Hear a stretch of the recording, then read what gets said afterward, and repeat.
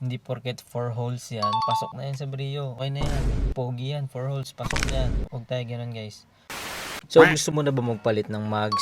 Wait lang, panoorin mo muna to. So what's up guys? Dito tayo ulit for another topic regarding Brio. Isa lang naman to sa mga importanteng malaman nyo bago kayo mag-upgrade sa Brio nyo. Topic natin today is regarding mugs or yung wheels ng Brio natin. Nag-iisip ka ba o sobrang tagal mo na nag-iisip kung papalitan mo ba talaga yung mugs mo kasi gusto mo rin kahit papano maging maporma or mas prefer mo yung performance. So simulan natin guys, bakit nga ba tayo nagpapalit ng mugs ng sasakyan natin? So aminado naman tayo no, sa Pilipinas, more on aesthetics talaga siya.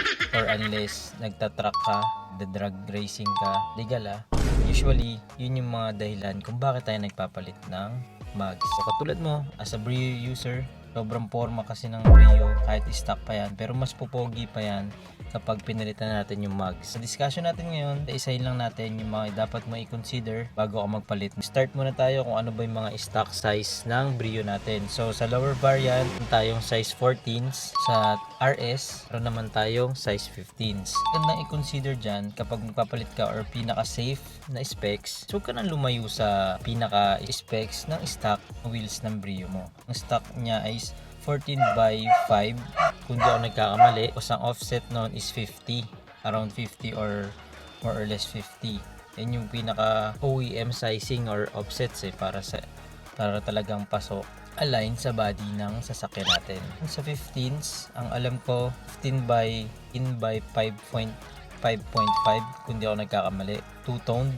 Ang offset naman nun, nasa around 50. Ayun kasi mga OEM offsets guys, napaka-safe niyan. Kumbaga ginawa talaga siya para sa sasakyan natin.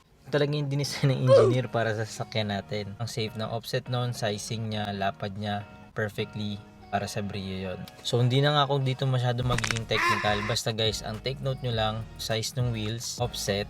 So simulan na natin kung ano yung mga example na mga pasok na specs sa Brio natin. Magbibisa lang tayo dito sa higher variant which is size 15s no. Hindi disregard yung 14s, pero in terms of performance, mas maganda na kasi yung kahit papano, mas malaki na yung size ng wheels mo. Affected na dun yung gulong, yung lapad ng gulong, which is mas maganda.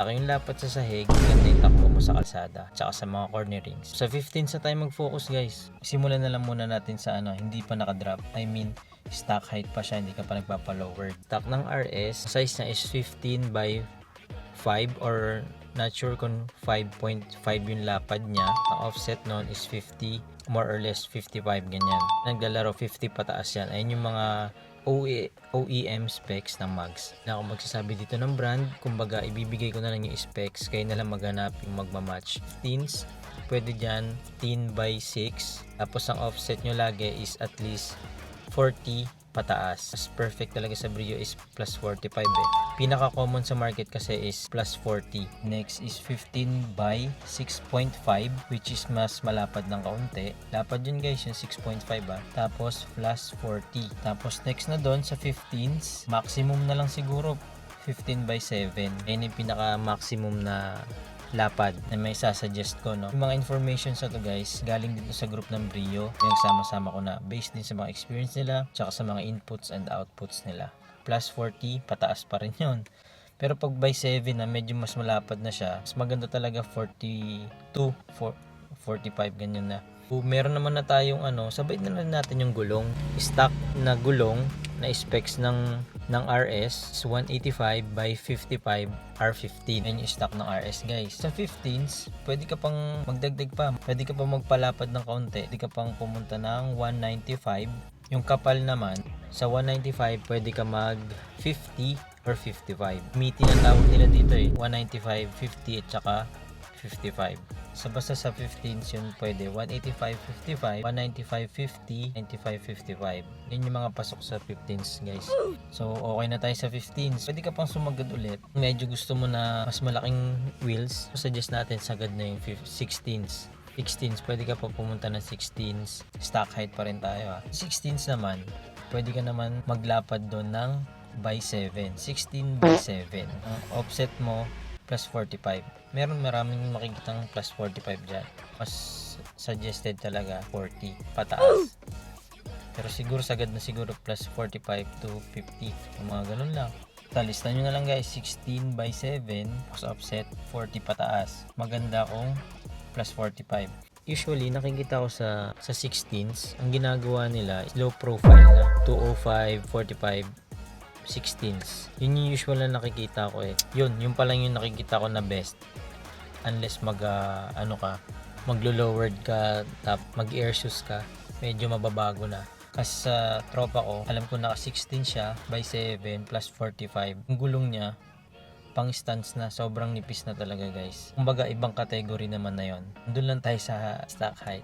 Lang guys, basta stock height lang ang natin dito. Siguro pag nagtanong kayo or may question kayo, pwede natin gawan ulit ng another video regarding naman sa fitments, mga nasabi kong specs in terms of nag-drop ka na. Pwede ko rin kayo bigyan ng idea kasi nag-drop naman na tayo ng konti. Yun, sana na nagka-idea kayo para sa mga gusto palang bumili dyan. Babalak kumuha ng wheels. Kung di man ngayon, sa mga susunod na araw. Sobra kasing crucial ng specs talaga guys sa Brio. Una, nagkamali din ako. Nagpalit pa tayo. Sobrang hirap guys. Kaya ingat tayo sa pagpili ng specs ha. Hindi porket 4 holes yan, pasok na yan sa Brio. Okay na yan. Ay pogi yan, 4 holes, pasok yan. Huwag tayo ganun guys. Baka masayang lang. Kasi bukod sa masayang yung pera nyo dun sa mags, compromise din yung goma nyo eh. May rubbing sa likod. Kalampag talaga yun. Promise. Hindi tama yung offset na nakuha nyo. Pag yun sa likod, kada humps nyo, naranasan ko yan.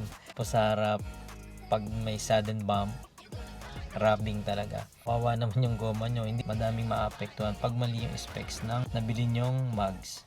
Yun lang guys, sana nakatulong tong video natin. Kasi sa mga ka-group natin niya, Honda Brio Club, sobrang babait ng tao dyan. Pag nagtanong ka, magbibigay talaga siya ng information at saka mga experiences nila. Yun lang, sana magtulungan tayo lagi. May tanong kayo guys, comment down below lang. Mapag-usapan natin sa susunod na video. Maraming salamat, sana nakatulong, subscribe.